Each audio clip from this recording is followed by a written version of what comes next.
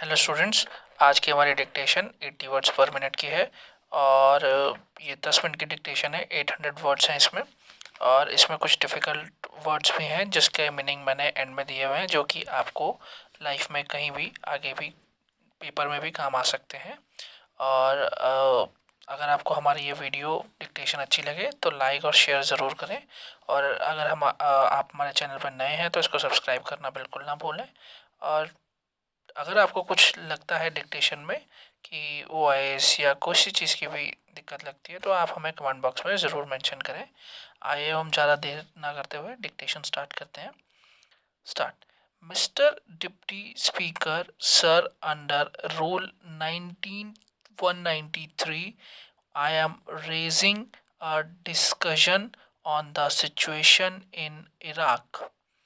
I think it is a very welcome thing that our sovereign house, the House of the People, is discussing such an important subject which affects the whole humanity.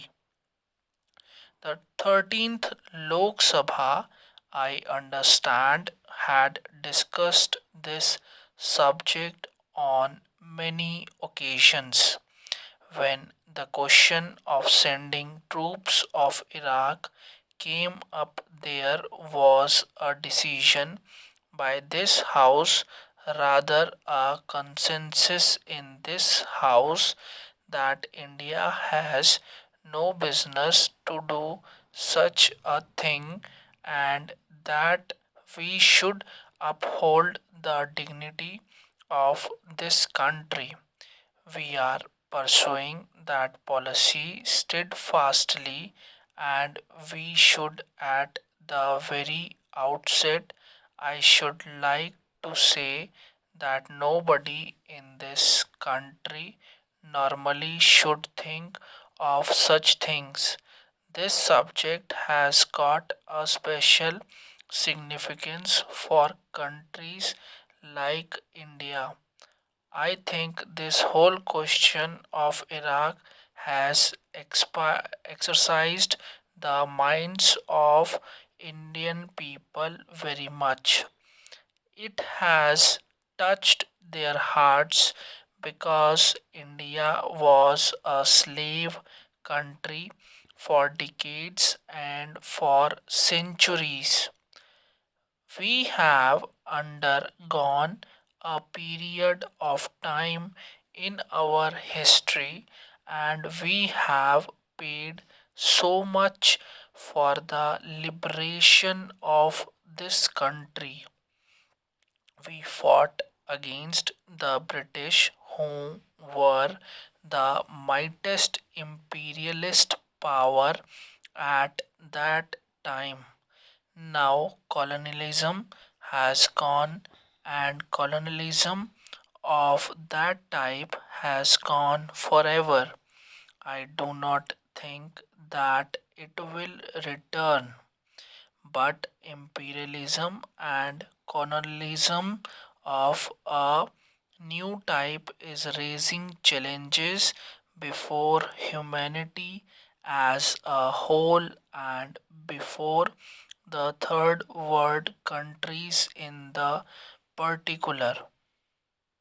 The main reason why we should be on guard is that after the collapse of the Soviet Union, the socialist countries in Europe, the American rulers of or the American imperialists are thinking that they are the masters of the world.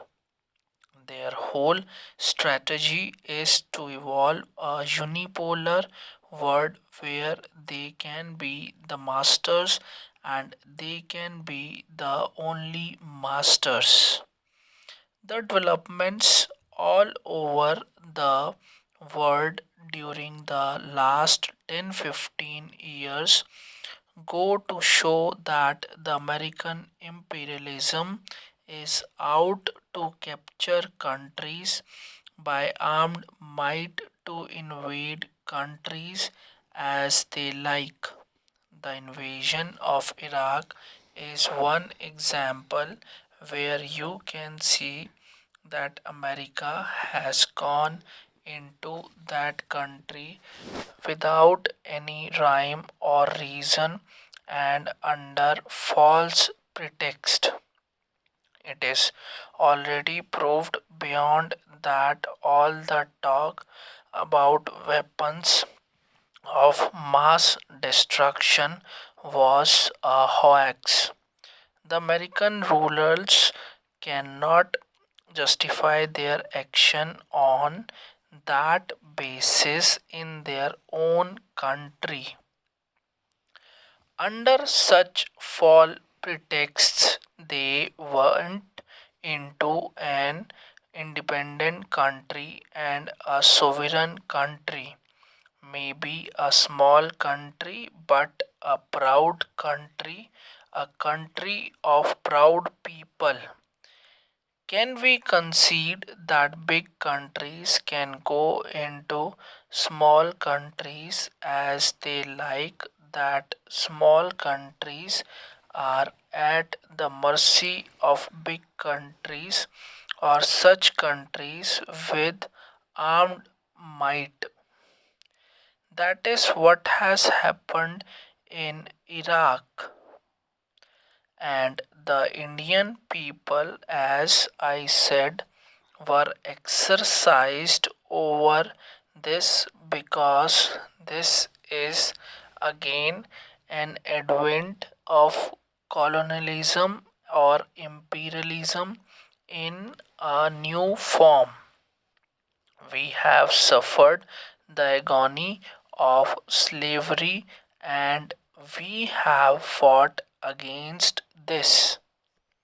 So, naturally, we feel sympathy for all such people wherever they are who fight for their freedom and sovereignty.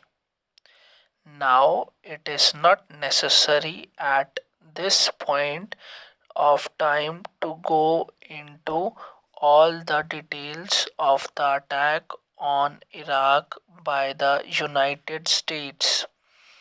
It is not necessary to go into the details of what happened after that. But one thing is clear, all the calculations of the American president and company have gone wrong. They were saying it is a devil of Saddam Hussein or a demon of Saddam Hussein. He is lording over the people, the innocent people of Iraq. We are not here to sit in judgment over Saddam Hussein on whether he was a devil or whether his rule was good or not. It is for the people of Iraq to decide. That is fundamental proposition which every country has to accept in this world. So instead of doing that with the help of the British, their closest ally, the Americans, took upon themselves the responsibility of reforming, saving the people of Iraq from the tyranny of Saddam Hussein. That was their pretension. But even after capturing Saddam Hussein, every day we are seeing as to what is happening in that country.